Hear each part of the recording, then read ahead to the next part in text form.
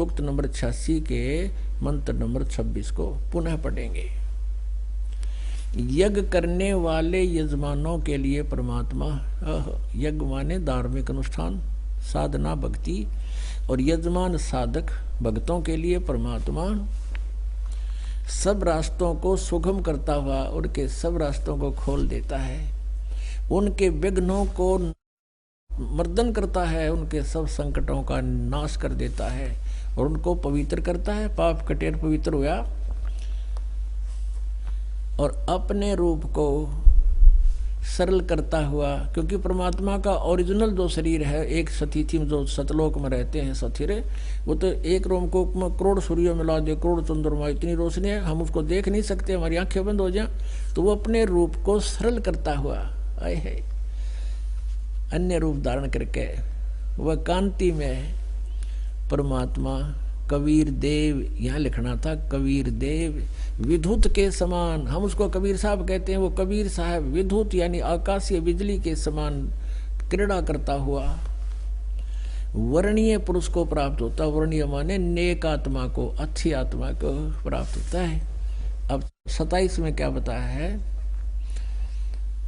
कि वो तेज पुंज परमात्मा को, यानी जो तेज पुंज का शरीर है, हल्का तेज पुंज का शरीर, गरीबदास जी ने कहा तेज पुंज अन्य तन दे धरकर इस विध हमको बैठी, तो परमात्मा को, जो परमात्मा, ये तो इन्होंने कहा कि बुद्धिवृत्तियां विषय करती हैं, जो परमात्मा धूलोक के तीसरे पृष्ठ पर विराजमान है, तीसरे पृष्ठ पर रहता है, वहां एक देशीय है, एक स्थान पर है, धूलोक में रहता है, यानी अमरलोक में, सत्यलोक में।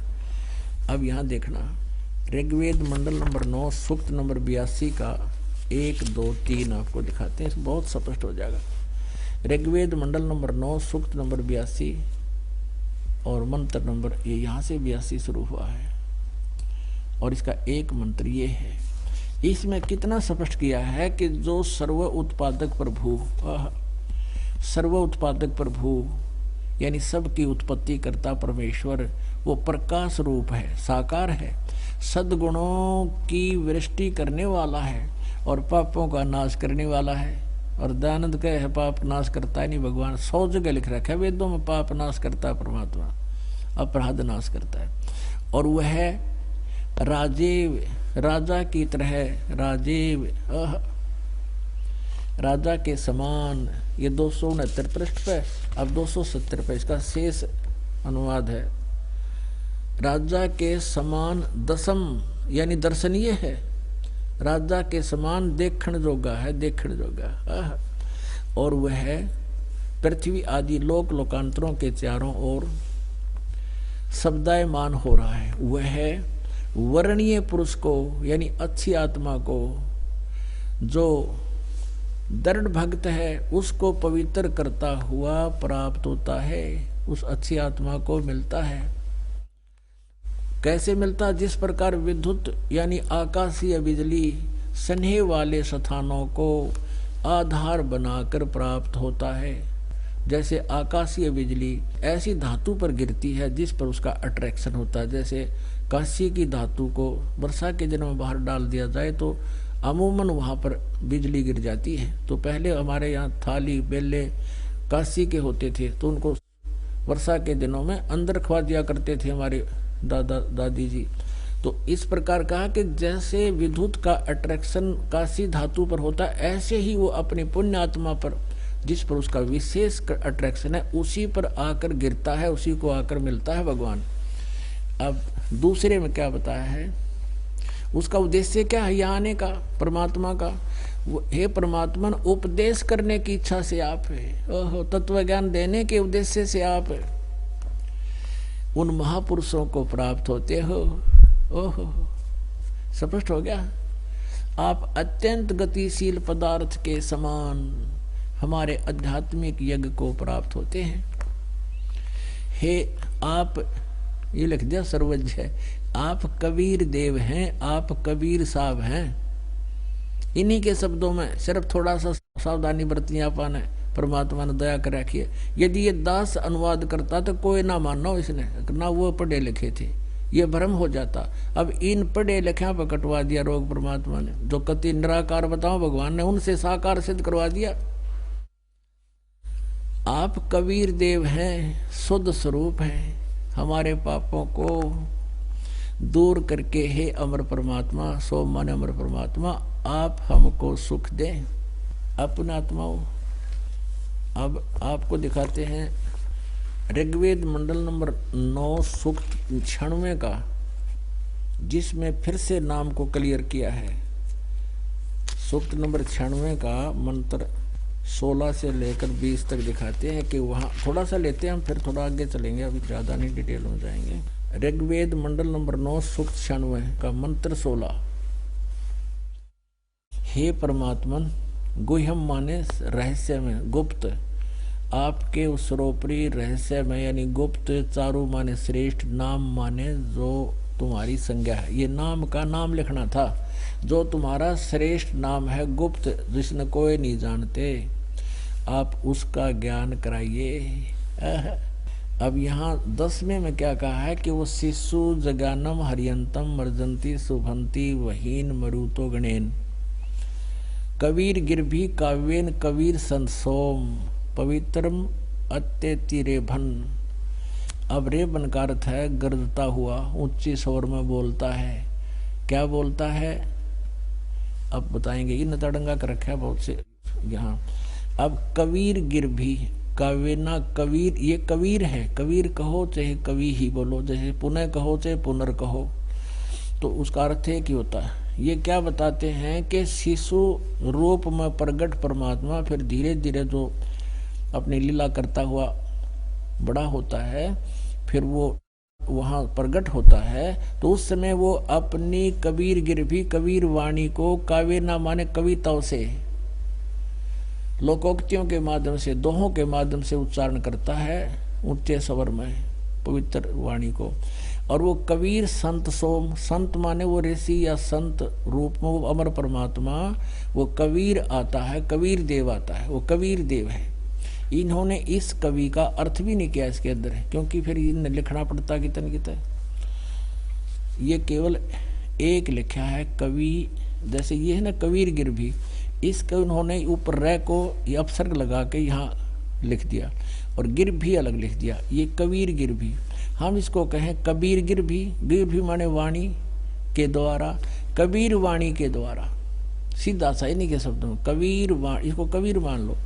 जो का ने लिखा कबीर गिर भी कबीर वाणी के द्वारा, काव्यना कविताओं से, और ऊंचे स्वर में बोलता है। और वो कबीर, वो कबीर देव, वो संत रूप में प्रकट हुआ अमर परमात्मा अपनी यथार्थ वाणी को उच्चारण करता है। फिर देखना इन्होंने तो ऐसा लिख रखा क्यों करी समझ में ना आवे, शिशु उस परमात्मा को, शिशु माने सूक्ष्म, ये इसका अर्थ बना है कि सयति सूक्ष्म करोति प्रलय काले जगदिति सुसुरु परमात्मा, उस परमात्मा को जो सदा प्रगट है यानी साकार है, जो हरियंत अत्यंत कमनीय है, उसको उपासक लोग बुद्धि विषय करते हैं और उसकी स्तुति द्वारा उसके गुणों का गान करते हैं, वर्णन करते हैं। विद्वान लोग उस गतिशील परमात्मा का, जब वो सर्वव्यापक है तो गतिकरण की क्या जरूरत होगी, इसने क्या आवश्यकता पड़ेगी। वो गतिशील परमात्मा का गुणों के गणों द्वारा वर्णन करते हैं। अब और कवि लोग कर दिया, इसका यहाँ लिखना था कबीर गिर भी यानी कबीर वाणी द्वारा, काव्यन कविताओं से, कविताओं माने लोकोक्तियों के माध्यम से, शब्दों के माध्यम से, दोहों के माध्यम से वो अपनी वाणी बोलता है। लेकिन वो होता है अमर परमात्मा, इसी कारण से कि वो अपनी कविताओं के माध्यम से अपना ज्ञान देता है, इसलिए उसको कवि भी कहने लग जाते हैं। अब यहाँ देखो 18वें में कहा है कि ऋषि मना, ये ऋषि कृत, ये ऋषि कृत है, इधर मिट रहा है। सवर्षा सैंसर अणित है पदवी कवि नाम, वो परमात्मा जब ऋषि या संत रूप में प्रकट होता है, उस ऋषि कृत उस ऋषि के द्वारा बनाई गई वो कविताएं यानी तत्व ज्ञान के दोहे आदि, जिस कारण से वो एक प्रसिद्ध कवियों की भी पदवी प्राप्त करता है। पदवी कवि नाम, यहाँ कवि लिखना ठीक है क्योंकि कवि के विषय में जानकारी है। वो तृतीयम धाम महिषी शेषम संत सोम विराजमानु राजती सतुप। अब इसका अनुवाद कैसे कहना? सोम परमात्मा, सोम माने अमर परमात्मा, इन्होंने सोम स्वरूप परमात्मा पालन की इच्छा करता हुआ जो महान वह परमात्मा। तृतीयम धाम, इनका अनुवाद यहाँ लिखा है देवयान और पितरान, इन दोनों से पृथक तीसरा दो मुक्ति धाम है। उसमें विराजम, विराजमान जो ज्ञान योगी, ज्ञान योगी ठोक दिया इसमें। इनका याद आ गया यहाँ पे कि दानंद तो निराकार बतावे और वेदों पा गया साकार, तो ज्ञान योगी लिख दिया। किसी ने पढ़ने या नहीं सोचेंगे, संस्कृत आवा नहीं थी तो किसी ने चेष्टा की इनके अनुवाद को पढ़ने की, तो नहीं सोचा ज्ञान योगी के बारे में कह रखा है। जब ज्ञान योगी का इसमें जिक्र नहीं किया है, ये तो भगवान की महिमा है। और वो ज्ञान योगी है, उसको प्रकाश करने वाला है हमारे सट्टे। कवि नाम पदवी, जो कांतर्षियों की पदवी यहाँ लिखना था, जो इनको यहाँ कवि का अर्थ लिख दिया कांतदर्शी, यहाँ लिखना था वो कवियों की पदवी को प्राप्त करता है। मुख्य स्थान उसको, उसका मुख्य स्थान होता है कबीर देव। कबीर साहब को कवि भी गिना जाता है। और ऋषिकृत, इसका सब ज्ञानों का प्रदाता। कोई बात हुई? ऋषिकृत उस संत रूप या ऋषि रूप में प्रकट परमात्मा द्वारा कृत वो कबीर वाणी, यहाँ अर्थों का रच कर रखा है। सवरसा, सवरसा माने स्वर्ग की तरह आनंद, बहुत ही आनंददायक है उसके सब उपासकों के लिए।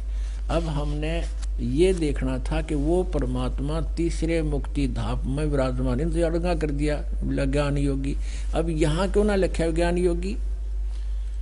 यहाँ देखिएगा, इन ऋग्वेद मंडल नंबर 9 सूक्त 86 के मंत्र नंबर 27 में देखिएगा। ऋग्वेद मंडल नंबर 9 और सूक्त नंबर 86 के और मंत्र नंबर 27 में लिखा है कि जो परमात्मा ध्युलोक के तीसरे पृष्ठ पर विराजमान है। यहाँ बोल गया ज्ञान योगी लिखना। ये परमात्मा अपरंपार शक्ति है, इनसे लिखवा भी दिया, इनकी बुद्धि को भी कंडम कर दिया, इसमें सच्चाई लिखवा दी। और यहाँ इन्होंने अड़ंगा अड़ाने की चेष्टा की तो भी नहीं अड़ा सकते, क्योंकि हम संस्कृत भी हम जानते हैं, देवनागरी लिपि को भी हम समझ सकते हैं। देखिएगा अब 9 के 96 का ये 18वां मंत्र है। 18वां, इसमें लिखा कि वो अमर परमात्मा पालन की इच्छा करता हुआ जो महान परमात्मा है, तृतीयम धाम, ये कहे तीसरा जो मुक्ति धाम है, ये पितरून छोड़ दे, जो तीसरा मुक्ति धाम है उसमें विराजमान है। ये लिखना था बस, ज्ञान योगी नहीं, वो वहां रहता है और वहां से गति करके आता है अपने आत्माओं। वो कैसे आता है ये देखिए, ऋग्वेद मंडल नंबर 9 सूक्त नंबर 96 के। अब 96 पर आ गए हम दोबारा, ये हमने 18वां पढ़ा, अब 19वां भी यही है। इसमें इन्होंने तुरियम धाम भी लिखा है, मूल संस्कृत में तुरियम, तुरियम माने चौथा, ये खुद अनुवाद करे, तुरियम माने चौथा, धाम माने धाम, वो चौथे धाम में भी है। सतलोक से ऊपर चौथा धाम है अकैप लोक, अनामी लोक, उसमें भी भगवान वही रहता है। इन्होंने खुद क्या लिखा है कि चौथा परम पद परमात्मा है। इनका चौथा जो परम पद है वो भी परमात्मा है, चौथा परम पद, यानी चौथा परम पद परमात्मा है, कोई और इस गीता ज्ञान से नारा ये चौथा परमात्मा बता रहे। वास्तव में ये देखो, महापुरुष उस तुरीय परमात्मा का, तुरियम, तुरीय माने चौथा, तुरियम, उस चौथे परमात्मा का वर्णन करता है यानी चौथा परमात्मा है वह परमात्मा सर्वशक्तिमान है, शीघ्र गति वाला है। अब यहाँ देखो, इसमें 20 में कमाल कर दिया है। वो कैसे आता है?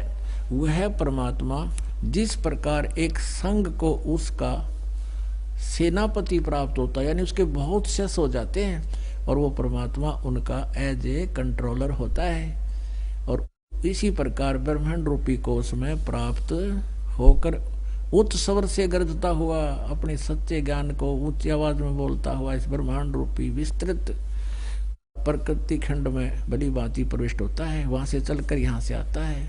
और कैसे आता है? जैसे मरिय माने मनुष्य, मरिय मनुष्य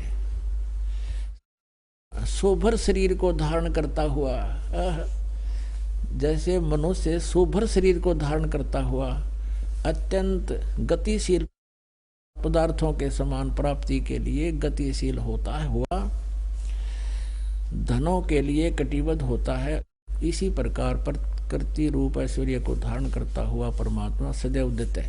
अब यहाँ सपट कर दिया कि जैसे व्यक्ति एक अपना, जैसे कोई पुलिस में है अधिकारी, तो वहाँ ड्रेस उतार दी, सिविल अपना लगा कर चल पड़ा। तो यहाँ स्पष्ट कर दिया है कि वो परमात्मा जैसे एक संघ को उसका सेनापति प्राप्त होता है, इसी प्रकार ब्रह्मांड रूपी कोष में प्रविष्ट होकर गरजता हुआ आता है। और जैसे कैसे प्रविष्ट होता है, वो कैसे प्रविष्ट होता है? जैसे मनुष्य शोभर शरीर को धारण करता हुआ, शोभर शरीर को धारण करता हुआ, यानी और कपड़े पहन ले आदमी, ऐसे परमात्मा इस शोभर शरीर को धारण कर। जैसे ये देखो 97 के 2 में ऋग्वेद मंडल नंबर 9 सूक्त नंबर 97 का मंत्र नंबर 2 में क्या कहा है कि भद्रा वस्त्रा।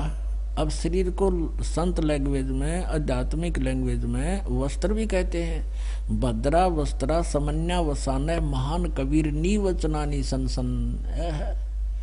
इसमें स्पष्ट कर दिया कि वो परमात्मा जो कबीर देव है, महान कबीर, वो सर्वशक्तिमान कबीर नीवचनानी। नीवचनानी माने जो सुंदर वक्तव्य हैं, नीवचनानी सनसन, सुंदर वक्तव्य हैं जो उनको जानता हुआ। सनसन माने बोलना होता। महान कबीर लिख दिया ना, वो महान माने सर्वशक्तिमान कबीर देव।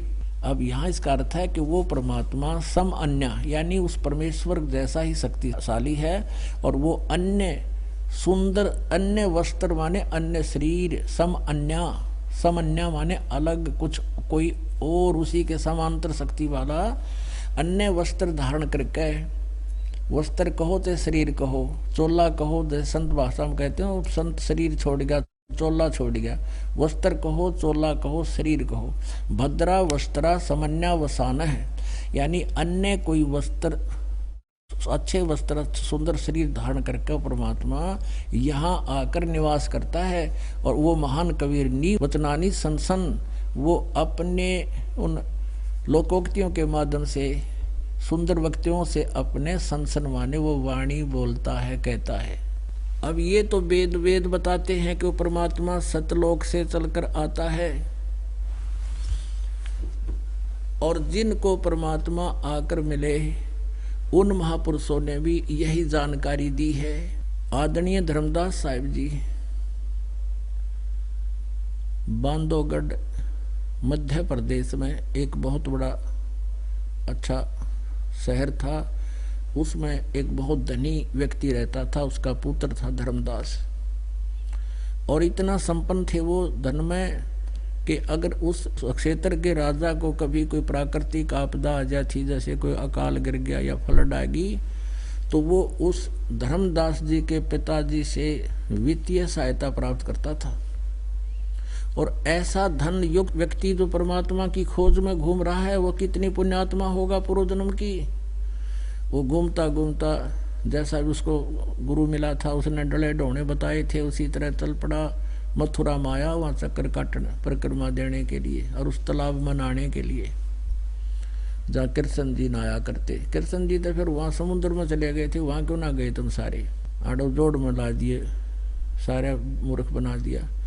अब वहाँ परमात्मा उनको मिले, तत्व ज्ञान से परिचित कराया। उसके बाद उस धर्मदास जी ने परमेश्वर की महिमा को कलम तोड़ अपने आंखों देखा, सतलोक लेकर गए परमात्मा। फिर उन्होंने अपनी अनुभव से क्या कहा आज मोहे दर्शन दियो जी कबीर, आज मोहे दर्शन दियो जी कबीर, आज मोहे दर्शन दियो जी कबीर। सतलोक से चल कर आए, सतलोक से चल कर आए, काटन यम की जंजीर, आज मोहे दर्शन दियो जी कबीर, आज मोहे। हिंदू के तुम देव कहाए, हिंदू के तुम देव कहाए, मुसलमान के पीर, आज मोहे दर्शन दियो जी कबीर, आज मोहे। अमृत भोजन मारे सतगुरु जी में, अमृत भोजन मारे सतगुरु जी में, वो शब्द दूध की खीर, आज मोहे दर्शन दियो जी कबीर, आज मोहे। अब जिनको परमात्मा मिले उन महापुरुषों ने ये बता के सतलोक से चलकर आए, काटन काल की जंजीर, ये काल न ज्ञान में हमें फंसा रखा है, इस काल के कर्मों की जंजीरों को केवल कबीर परमात्मा काट सकता है। फिर वही परमेश्वर अपनी लीला अनुसार के वो चलकर आते हैं, सतलोक से गति करके आते हैं और अच्छी आत्माओं को मिलते हैं। उनमें से एक मलुकदास जी, एक मलुकदास नाम के महापुरुष हैं, उनको परमात्मा मिले और वो बहुत बड़े किसान थे, खत्री कौम के अंदर उनका जन्म था, यानी अरोड़ा जाति में थे वो, और गांव के नंबरदार होते थे, उस समय सरपंच नहीं होते थे, नंबरदार थे। नंबरदार की बहुत बड़ी पावर होती थी। और गरीबदास जी कहते हैं, गरीबदास घर घर फिरे और दरे कबीरा बेक है। वेश माने अलग वेशभूषा बना के जगह जगह जाकर प्रकट होता है, गांव गांव में, नगर नगर में, घर घर में जाकर अपने बच्चों को, पुण्यात्माओं को तत्व ज्ञान से परिचित कराता है। तो उसी उद्देश्य से परमात्मा कबीर परमेश्वर जी एक संत रूप में कभी भी कहीं भी प्रकट हो जाते हैं। उस आधार से वो वहाँ एक नगर में गए हुए थे जिसमें मलुकदास जी रहते थे, जिसमें मलुकदास जी नंबरदार थे। वहाँ 2-4 भक्त परमात्मा के शिष्य थे। भक्तों ने प्रार्थना की, प्रभु हमारे यहाँ गुरुदेव दर्शन दो, तो वहाँ चले गए। एक भक्त ने आमंत्रित किया, उनके घर रुके, तो वहाँ परमात्मा और उस गांव के जितने भी 10, 5, 20, 30 भगत थे वो इकट्ठे हो गए। परमात्मा ने सत्संग किया तो भगवान की, परमात्मा के आओ भगत के लिए उन्होंने खीर बनाई, हलवा का प्रसाद बनाया। तो वो मुल्कदास चौधरी नंबरदार सुबह सुबह इधर घूमने फिरने जावे सैर सपट्टे को, और उसी समय हलवे में छौंक लागने का टाइम आ गया। परमात्मा लीला करे थे, हलवे में वो पात डालने, हलवा बनाना तो एकदम छरड़ छरड़ और महक जावा दूर ताई देसी घी की।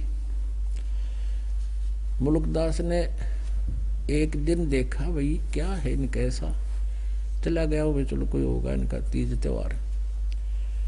अगले दिन फिर दूसरे भक्त ने प्रार्थना कर दी और दूसरे भक्त के चले गए। परमात्मा उसी रास्ते पर थे वो घर तकरीबन। उस दिन भी ऐसे ही हुआ। उसने देखा कि भाई यूँ क्या हो रहा है, आज फिर यहाँ देसी घी का हलवा बनाया जा रहा है, पात डाली, एकदम चरडाटा उठा। तीसरे दिन उसने पूछा कि भाई यो के सांग है, तो आज तीसरे घर में यो हो रहा है, क्या कर रहे हैं, ये क्या कुछ है। तो किसी ने बता दिया, क्योंकि संता के विरोधी गणे हुए गांव में। उन्होंने कहा, चौधरी साहब ये एक पाखंडी आ रहा है और इन्हें लूट रहा है बेचारों को, रोज देसी घी के हलवे खावे, खीर खावे हैं, और इनको बर्बाद करेगा, यू कोई हानि करके जाएगा यहाँ से। अब चौथे घर में जिस दिन ये क्रिया थी उस दिन मुल्कदास पहुंच गया। वो कहने लगा, भाई कौन है तू, यहाँ क्या कर रहा है? तो दूसरे जो जिसके वो परमात्मा विराजमान थे जिस घर में भगत कहने लगे, चौधरी साहब ये हमारे गुरु जी हैं और सत्संग कर रहे हैं। न बता रहे करके क्यों ना खाता अपना है? तो परमात्मा बोले, भाई मेरे को तो भगवान बगैर कुछ किए ही दे रहा है, यानी जो क्रिया तुम करते हो मेरे को तो वैसे ही दे रहा है, तो मुझे क्या जरूरत है करने की। मुल्कदास जी कहने लगे, वो मुझे ना देता भगवान, बिना करें सारा दिन खेत में काम करते हैं, जब जाकर दो कणक पैदा होती है। परमात्मा बोले, भाई तेरा विश्वास को ना भगवान पे, तूने वो विधि प्राप्त को नहीं जिससे भगवान बिना करें भी दे दे। अब वो कुछ धार्मिक व्यक्ति होते हैं जो संतों से ज्यादा नहीं खसते, तो उसने थोड़ा विषय बदला। कहने लगा, एक बात बताओ महाराज जी, क्या ये भगवान मुझे बिना करे दे देगा? हाँ दे देगा जब विश्वास करोगे तो। अच्छा ठीक है, आज मैं रोटी नहीं खा कर आया हूँ और आज जब तेरे भगवान ने मेरे ती खाना खिला दिया तो मैं तेरे चरणों में पड़ जाऊंगा और तेरा शिष्य हो जाऊंगा, आजीवन गुलामी करूंगा, जैसे तू कहेगा वैसे करूंगा। और जय तेरे भगवान ने मेरे को नहीं खाना खिलाया आज बिना करे, तो तेरे को पकड़ कर मजदूर लगाऊंगा और वहां खेतों में काम करवाऊंगा। परमात्मा बोले, ठीक है जी, मुझे स्वीकार है। कबीर साहब बोले, अब मुल्कदास जी के खेत तो थे पूर्व दिशा में और वो पहुंच गया पश्चिम दिशा में अपने खेतों, दूसरों के खेतों में और दूसरे गांव की सीमा में जाके और एक बहुत बड़े पेड़ के ऊपर जाकर चढ़ गया, ऊपर बैठ गया जाकर, देखूंगा कौन भोजन खिला देगा उन्हें। अब मालिक कहते हैं, सोचल छिद्र मैं करूं अपने जन के काज। अब क्या हुआ, वहां कुछ भेड़ बकरियां चराने वाले आगे उस पेड़ के नीचे, उनका कोई त्योहार था, तो उन्होंने कहा, भाई तुम दो व्यक्ति छोड़ गए कि तुम दूध निकाल कर बकरियों का, गायों का, जैसे का गाय भी रखते थे, और तुम आज खीर बना लो, हम तब तक बकरियां चराते हैं। तो वह तो दूध निकाल कर वृक्ष के नीचे चूल्हा चाला बना के, साथ में कुआं था और वो लागे खीर बनाने। वह खीर बनने को हुई तब उन्होंने के देखा कि दूर से डाकू आ रहे थे घोड़िया पे, धूल उठती आवे। उनको पता होता था कि ये ऐसा सैर सपट्टा डाकू आएगा, उसे उन्हें पता लग गया कि वो आगे डाकू इसी रास्ते से आ रहे हैं, ऑन द वे था वो। और डाकू तो बिना वे भी चल करें, वो तो डरते भाग गए, कदे अपने मार दें, वो तो भाग गए छुप छुपा कर अपने, वो दूर गए थे उनके बकरी चराने वाले वहाँ, और उनको भी कह दिया डाकू आगे, डाकू, वो और आगे चले गए, वो छोड़ छाड़ के खीर ने। अब वो व्यक्ति, वो समूह आया डाकुओं का, आकर वहां रुक गया, वृक्ष की छाया देख कर कुआं देखा। उन्होंने देखा कि ये क्या बन रहा है। एक डाकू उतर कर देखा, उसने बोला, वो कहने लगा, उस्ताद ये तो खीर है, खीर। को डरता भाग गया, बुना बुनाई तैयार करके आज खाएंगे। दूसरा कहने लगा, उन्हीं डाकुओं में से बुद्धिमान सा ने बोला, भाई कदे कोई जाल साजी हो और किसी ने इसमें विष डाल रखा हो, किसी को खिला के देख ले। तो वो एक कहने लगा, भाई वो बनाने वाला किताड़े छुप रहा होगा, देखो इधर उधर, कोई इधर देखे कोई इधर देखो, और एक ने ऊपर देखा, वो बैठा न बोला वह नीचा। अब उसने कसम खा रखी सारी उम्र, फिर वो घर छोड़ना पड़ा, वो डर गया इस बात से देते न। उसने नोना भी रहा था डाकू है, उन्होंने सोचा गुरा चालते हैं, न बोला नीचे आ जा, न बोला ना हूँ, क्योंकि उसने कसम खा रखी कि नीचे आ जा, गो पिछाण दे। तो उन्होंने फिर वो दिखाई इस टाइम बंदूक, आव है तेरा मारा गोली। उन्होंने सोचा ये तो भाई और सांग से में पट दे ही नीचे आ गया 1 मिनट में। और वो जो पतीला ढक रखा था उसका वो था ऊपर ढक्कन, उसमें खीर गाल दी डाकुआ ने, नो बोला इसने खा, खाओ कि मैं होगा तो मर जाएगा खा के ससुरा, 2 मिनट बाद देखेंगे। वो नो कह ना खाऊं खीर, उनका पक्की जचगी किसने कि मैं मिला रखा है इसमें। वो कहें खार वो नाटा है, उसका 2 मारे दड़ा के घेर कर 2 मारी लात खा, इसने अच्छी खिला दी। अब बैठा 10 मिनट, आध घंटे उड़ा बैठाए रखा, वो नहीं मेरा बरा था कि उसमें तो कुछ था ही नहीं।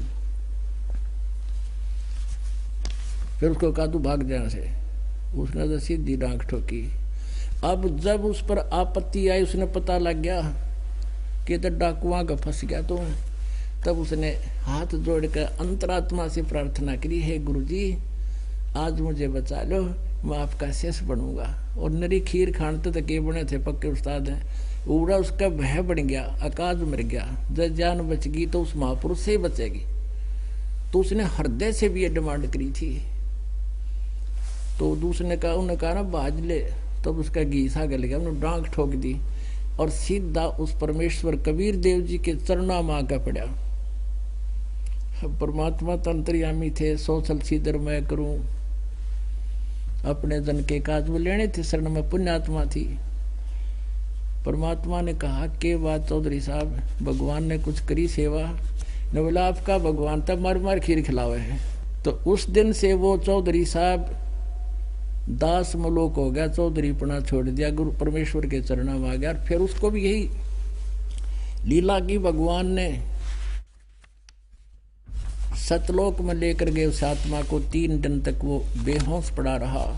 अब मलुक दास जी ने फिर क्या कहा, जब वो परमात्मा से परिचित हुए, जपोरे मन साहेब नाम कबीर, जपोरे मन परमेश्वर नाम कबीर, जपोरे मन परमेश्वर नाम कबीर। एक समय गुरु बंसी बजाई कालंद्री के तीर, एक समय गुरु बंसी बजाई कालंदरी के तीर, सुर नर मुनि जन थकत बहे वो, रुक गया दरिया नीर, मन जपोरे मन साहेब नाम कबीर, जपोरे मन परमेश्वर नाम कबीर। कोई गाड़े कोई अग्न जलावे, तनिक न धरते धीर, कोई गाड़े कोई अग्न जलावे, तनिक न धरते धीर, 4 दाग से न्यारा सतगुरु अजरो अमर शरीर, मन जपोरे मन साहेब नाम कबीर। दास मलूक सलूक कहते हैं, खोजो खसम कबीर, जपोरे मन साहेब नाम कबीर। अब वो मुल्कदास जी कहता है कि आप जब ज्ञान से परिचित हो गया, तब कहा करते थे कि तुम्हारे श्री कृष्ण जी, तो तुम कहते हो बंसी बजाते थे, जब गायें गुएं आ जाती थी उसके आसपास से, और हमारे कबीर परमात्मा ने जो बंसी बजाई थी, कहते हैं उस यमुना नदी का जल भी रुक गया था मालिक की वो वाणी सुनने के लिए, और ऊपर से देवता लोग भी आकर के खड़े हो गए थे। वो समर्थ परमात्मा है, क्योंकि जैसा कोई साहब है, जैसे एक मंत्री भी साहब कहलाता, स्टेट का मुख्यमंत्री भी साहब है। अब उनके मिलते जुलते से लक्षण होते हैं शक्तियों के, लेकिन जो प्रधानमंत्री साहब में जो लक्षण है, जिसका आगे मुख्यमंत्री भी करबद्ध खड़ा हो जाता नतमस्तक होके, तो वो समर्थ शक्ति है कबीर जी। अब जैसे ऋग्वेद मंडल नंबर 9 और सूक्त नंबर अभी आपने देखे 82, 86 इनके मंत्रों में 96 कि वो परमात्मा सतलोक से चलकर आता है, अच्छी आत्मा को मिलता है, जो दृढ़ भक्त होते हैं, फिर सारा संसार एक तरफ और वो एक तरफ, ऐसे भक्तों को परमात्मा मिलते हैं, उनके फिर इतिहास बनते हैं, आज तक उनके गुणगान गाए जाते हैं। दादू जी को मिले और 3 दिन 3 रात तक दादू जी बेहोश पड़े रहे थे, उनको सतलोक में लेकर गए। जब वापस आए थे तो उन्होंने क्या महिमा गाई कबीर परमेश्वर की।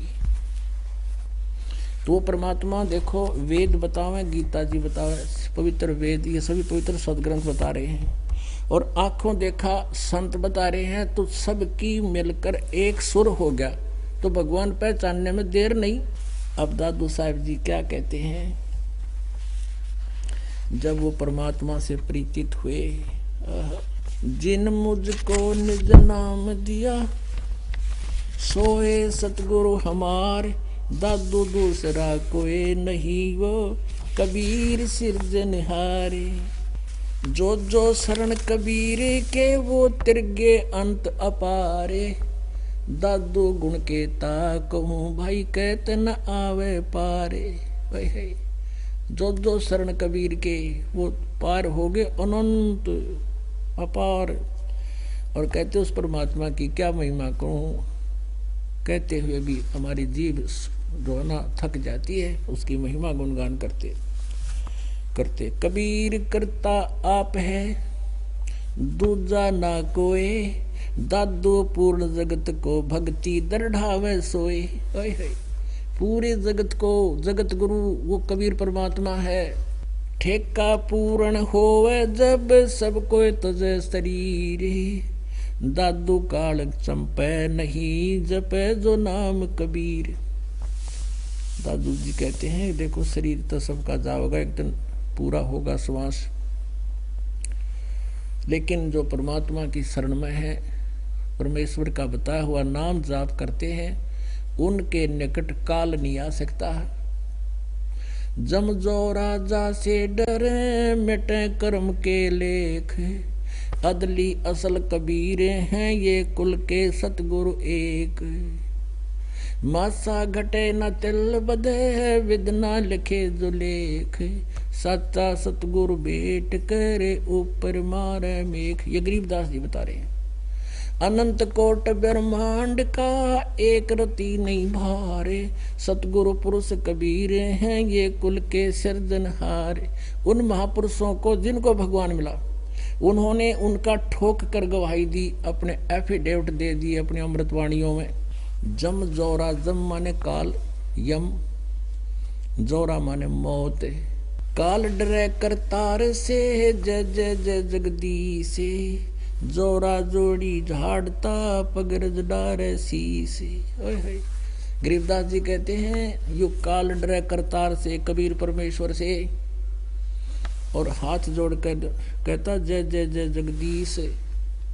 और ये जोरा माने मृत्यु, जोरा जोड़ी झाड़ता, जोड़ी माने जूते परमेश्वर कबीर जी के, या मौत था जूते झाड़ती है, नौकर है उसकी। और ये काल डरे करतार से जय जय जय जगदीश, ये जोरा जोड़ी झाड़ता पगरज डारे शीश।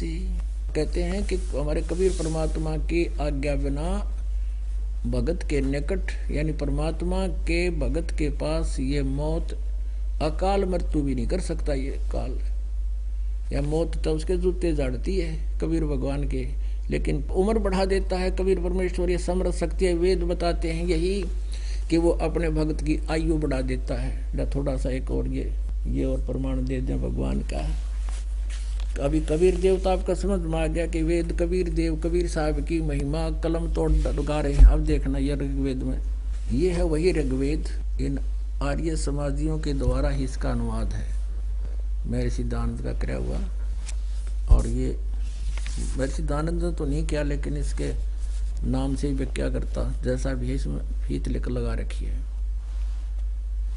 ये वही है। इसके मंडल नंबर 9 के सूक्त नंबर 80 के मंत्र नंबर 2 में ये देखिएगा, ऋग्वेद मंडल नंबर 9 और सूक्त नंबर 80 के और मंत्र नंबर 2 में, हे सोम, हे अमर परमात्मा, आप उपासकों की आयु बढ़ाने वाले हैं। हो गया स्पष्ट? हे परमात्मा, आप उपासकों की आयु बढ़ाने वाले हैं, के बढ़ाने वाले। और ऋग्वेद मंडल नंबर 10 सूक्त नंबर 161 के मंत्र 2 में भी यही प्रमाण है।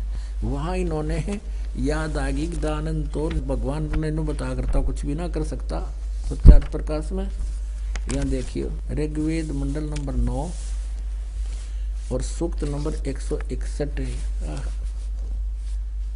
ये सूक्त नंबर 161 है और इसका मंत्र नंबर 2, यदि रोगी नष्ट जीवन शक्ति वाला हो, हो गया है, यदि अथवा सीमा से परे चला गया हो, यदि मृत्यु के समीप पहुंच गया हो, पहुंच ही गया है, तो भी उस रोगी को या मैं वैद अडाजियन के याद आ गया को होदानंद क्या करो, कुछ नहीं कर सकता, तुमने गलत अनुवाद कर दिया। तो इन्होंने ऋग्वेद जो है ये को बुक ऑफ मेडिसिन नहीं है, ये तो भगवान की महिमा की वाणी है। तो यहाँ लिखना था वो परमात्मा उस रोगी को कष्टप्रद रोग से पंजे से छुड़वा लाता हूँ, परमात्मा कहता है, और 100 शरद ऋतुओं यानी 100 वर्ष तक जीने के लिए इसको बलियुक्त करता हूँ। अब देखो इन्हीं का एक अनुवाद करता और है, ये भी एक और दिखाते हैं आपको। अब ये तो था किसी दूसरे का अनुवाद। अब आपने जो ये पुस्तक देखा इसमें जिसका ये अनुवाद करता कोई और था, है ये भी आर्य समाज का ही दानंद का चेला था। इसने वहाँ ऋग्वेद मंडल नंबर 9 सूक्त नंबर 80 के मंत्र नंबर 2 में तो ठीक लिख दिया। यहाँ इसका याद आ गया कि इसने वेद घसोड़ दिया। इनका मतलब था कि इनका नाश कर दिया, वेदों ने कोई समझे कोई नहीं, संस्कृति से नाव नहीं थी, हिंदी कोई घना जो चाह था पढ़ लो वेदों को, हिंदी पढ़ के वो अपना वो भी पार बोल रहा था, क्योंकि इनके अनुवाद ने पढ़ लिया शर्मा दर्द हो जा आदमी गए। और दास अनुवाद करेगा इसको पढ़ियो, शुरू कर दियो तो आखिर तक रुक नहीं सकते, ऐसी महिमा है वेदों में परमात्मा की। अब यहाँ देखो ये भी आर्य समाज का ही अनुवादक है, कोई आचार्य, ऋग्वेद है ये द्वितीय भाग, इसने बड़ी जल्द में कर रखा है।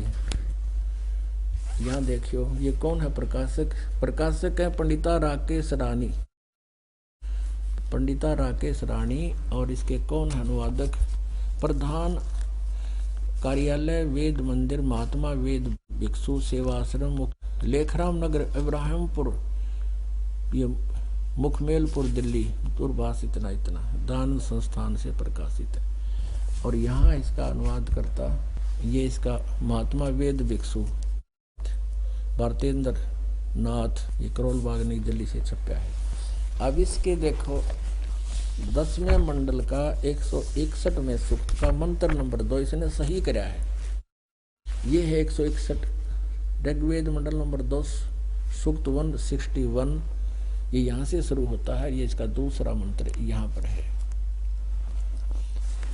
यदि किसी रोगी की जीवन शक्ति समाप्त हो, यदि वह सीमा से परे हो गया है, यदि वह मृत्यु के सन्निकट चला गया है, तो भी उसे मैं भारी कष्टप्रद रोग के पंजे से मुक्त कराऊं, तो उसे 7 वर्ष यानी 100 वर्ष के जीवन हेतु बल संपन्न करूं। यहाँ अनुभावार्थ में इसने सही क्लियर कर दिया, यदि रोगी की जीवन शक्ति समाप्त हो यानी उसकी जीवन अंत हो गया हो, तो उसका रोग सीमा से पार हो गया है, तब भी परमात्मा ये सही क्या, यहाँ वेद ना लिखे ने, तब भी परमात्मा उसे इस कष्टप्रद रोग से मुक्त कर 7 वर्ष 100 वर्ष का जीवन दे सकता है। अब आपने देखा था ऋग्वेद मंडल नंबर 9 सूक्त नंबर 80 के मंत्र नंबर 2 में स्पष्ट कर रखा है कि भगवान उपासकों की आयु बढ़ा देता है। अब परमात्मा कहते हैं, काल जो पीसे पीसना, ये जोरा है पनिहारे, ये 2 असल मजदूर हैं मेरे कबीर परमेश्वर के दरबारे। ओए होए, गरीबदास साहिब कहते हैं कि काल डरे करतारते जय जय जय जगदीश, और ये जोरा ये मौत जूती झाड़ता और उसके परमात्मा की दौड़ न चढ़ना कर माथे के लावे कि तेरी आज्ञा बिना मालिक तेरे वंश के निकट में नहीं जाऊं। यहाँ आपको लाखों प्रमाण दिखा देंगे जिनकी आयु बढ़ा रखी है, एक नहीं। तो पुणात्मा फिर क्या कहते हैं, काल जो पीसे पीसना, ये जोरा है पनिहारे, ये 2 असल मजदूर हैं मेरे सतगुरु के दरबारे।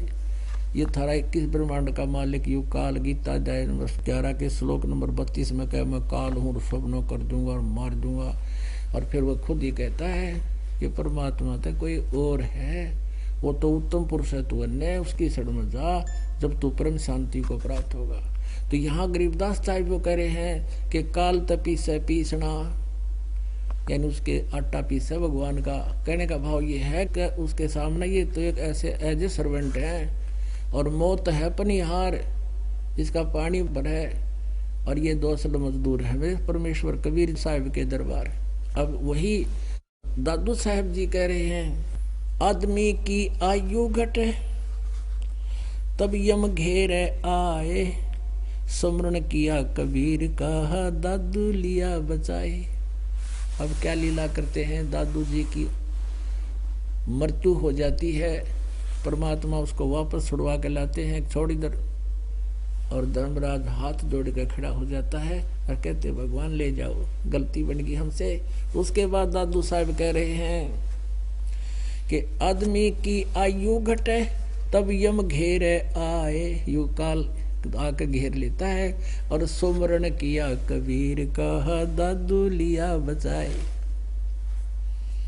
मेट दिया अपराध सब आ मिले छन माही, दादू संग ले चले हे कबीर चरण की छाही।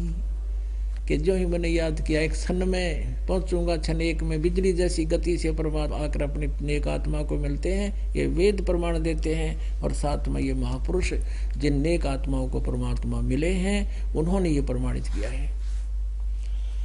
मेट दिए अपराध सब, सब पापों का नाश कर दिया मेरों का गीत, ये कह रहे हैं दादू साहब कहते हैं। और आन मिले क्षण माह,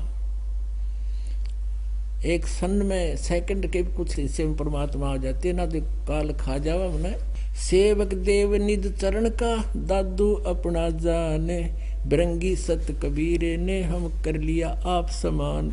दादू अंतर्गत सदा छन छन सुमरण ध्याने, वारू नाम कबीर पर पल पल मेरे प्राणे।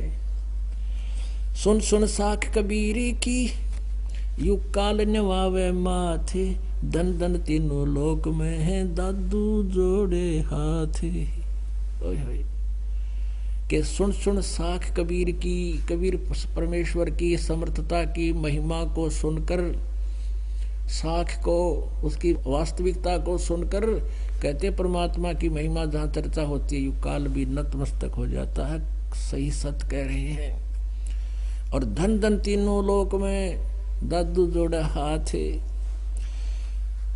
सुन सुन साख कबीर की काल नवावे माथे, वो माथा नीचा कर लेता है। और धन धन तीनों लोक में दादू जोड़े हाथ। अब क्या कहते हैं, केरी नाम कबीर का और विखम काल गजराज, दादू भजन प्रताप से यू भाज्य सुनत आवाज। क्या बताते हैं, जैसे गीता जी अध्याय नंबर 15 के श्लोक नंबर 1 से लेकर 4 और 16 और 17 में स्पष्ट कर दिया कि ऊपर को जड़ वाला वो तो पूर्ण परमात्मा समझो, जो सब संसार रूपी वृक्ष का पालन करता है। और 16-17 में कहा कि सरपुरुष अक्षर पुरुष ये दो प्रभु हैं, इनके अंतर्गत जितने प्राणी हैं वो भी ये भी नाशवान है, केवल जीवात्मा मरती नहीं। 17वें श्लोक में 15वें अध्याय गीता जी में कहा है कि उत्तम पुरुषत्व अन्य उत्तम पुरुष मन पुरुषोत्तम, यानी वो श्रेष्ठ परमात्मा तो कोई इनसे भी और है। सरपुरुष ये गीता ज्ञान दाता है, अक्षर पुरुष ये सातसंग ब्रह्मांड का स्वामी है, ये सरपुरुष केवल 21 ब्रह्मांड का स्वामी है, प्रभु है।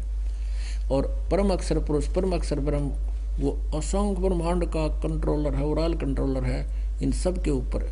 सरपुरुष अक्षर पुरुष पर भी वो कंट्रोलर है। अब जैसे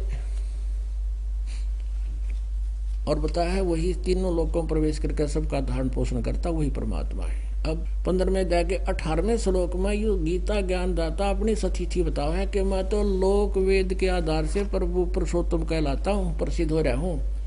कारण क्या है कि मेरे अंतर्गत 21 ब्रह्मांड में जितने भी ये स्थूल शरीरधारी प्राणी है चाहे आत्मा है, उनसे मैं श्रेष्ठ हूँ, उनसे तगड़ा हूँ, इसलिए मैं पुरुषोत्तम पाक रहा हूँ। लेकिन पुरुषोत्तम तो कोई और है। अब यहाँ दादू साहब जी उसी का प्रमाण बता रहे हैं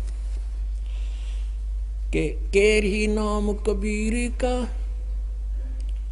और विखम काल गजराज, दादू भजन प्रताप से यो भाग्य सुनत आवाज। अब जैसे क्या बता रहे हैं कि जैसे हाथियों का भी गजराज माने हाथियों में भी तगड़ा सबसे शक्तिशाली, उनका भी सरदार मुखिया जो हाथी होता है, ये समझो यू काल है। यानी वन्य के अन्य प्राणियों से हाथी घना तगड़ा होता है, दिल डौल विशाल काय होता है, उसके सामने अन्य प्राणी कुछ भी नहीं होते। कहते ऐसा तो समझो इसने काल ने, हाथी तो। और कबीर परमेश्वर की शक्ति समझो यो केरी यानी बब्बर शेर। और बब्बर शेर दहाड़ देना एक बाकी तो दहाड़ लगा दे, हाथी लीद कर देता है, इतना भयभीत हो जाता है, मुंडी छुपा कर भाग लेता है, दूर जाकर डटते हैं। तो यहाँ क्या बताते हैं, जैसे वो गीता अध्याय नंबर 15 के श्लोक 18 में यू खुद कह रहा है, भाई मैं तो प्रभु इसलिए पाक गया, मेरे अंतर्गत जितने भी प्राणी उन तो तगड़ा हूं मैं, लेकिन पुरुषोत्तमता कोई और है। वही दादू साहब कह रहे हैं, केरी नाम कबीर का और विखम काल गजराज। गजराज हाथियों का राजा समझो, ये भी छोटा नहीं है, थोड़ी पावर नहीं है। जैसे हाथी भी बहुत तगड़ा होता है अपने सब जंगल में, लेकिन शेर के सामने उसकी भी टट्टी निकल जाती है। तो ऐसा समझो कि परमेश्वर कबीर जी को समझो बब्बर शेर, और ये तुम्हारा ये काल समझो एक हाथी।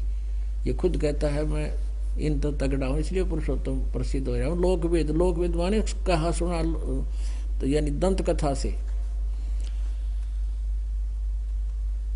फिर क्या बताते हैं, पल एक नाम कबीर का दादू मन चितलाए, हस्ती के असवार को ये स्वान काल नहीं खावे। अब देखो कैसे उपमा दे रहे हैं महात्मा दादू साहब जी, आदरणीय दादू साहब जी कैसे उपमा दे रहे हैं।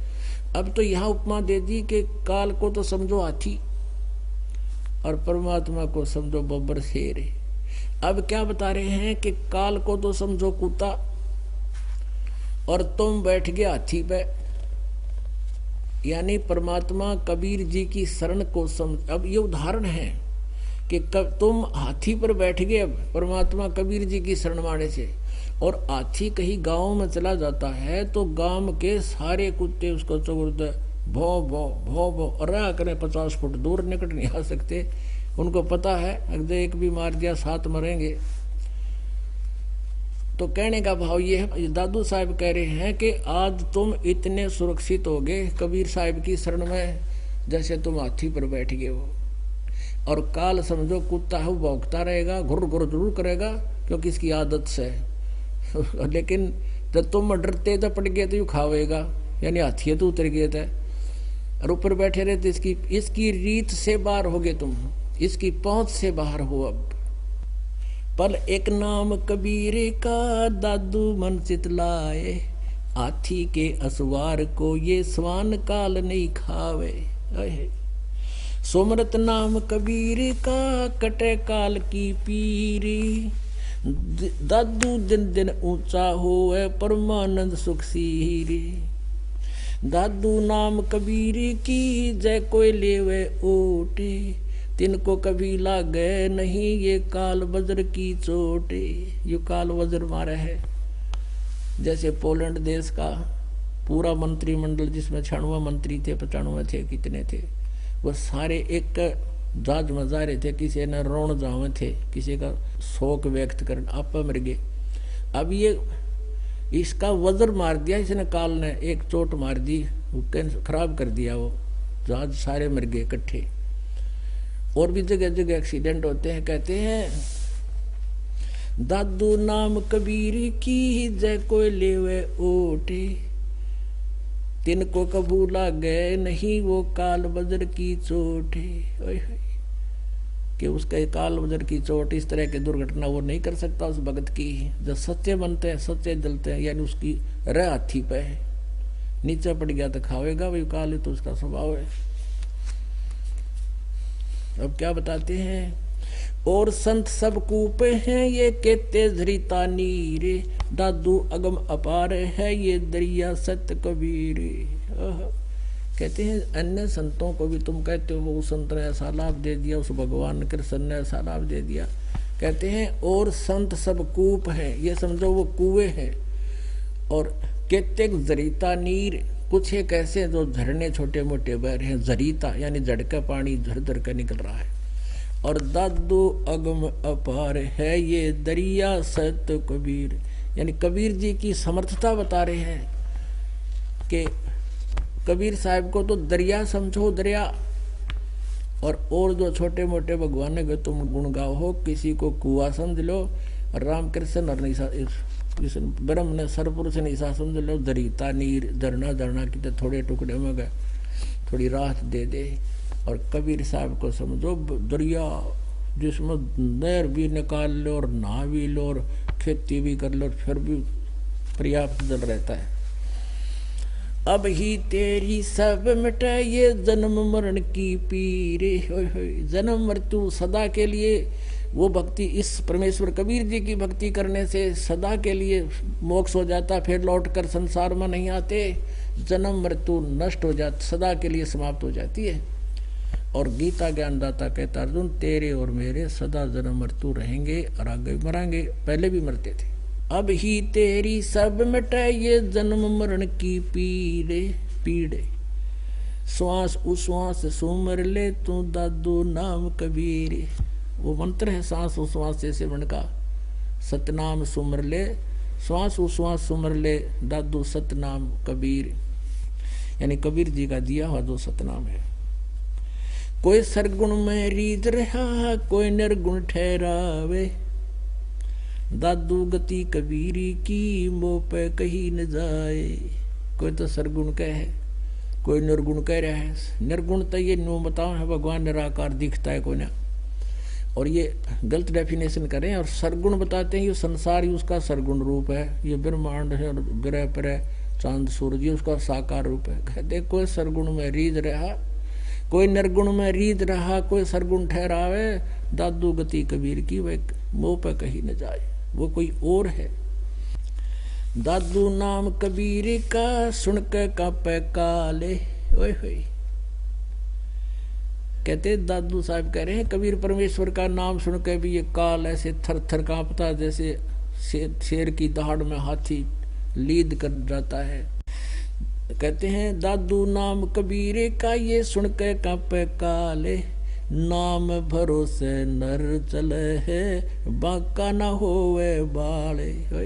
कितने ठोक के समर्था दी उन महापुरुषों ने जिनको भगवान मिले, सतलोक से चलकर आए।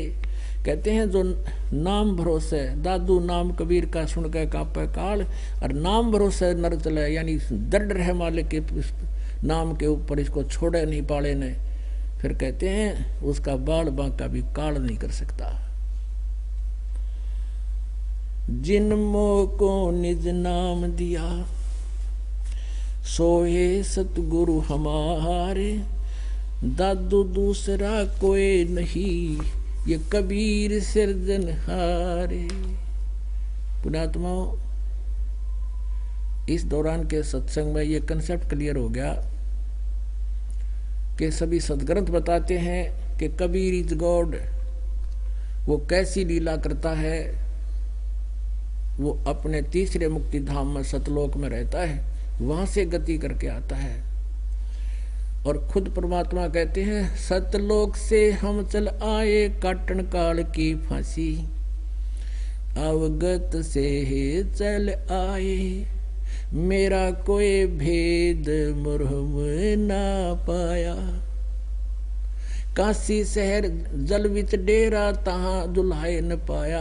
और कहते हैं परमात्मा काशी शहर जल में डेरा तहां दुल्हाए न पाया।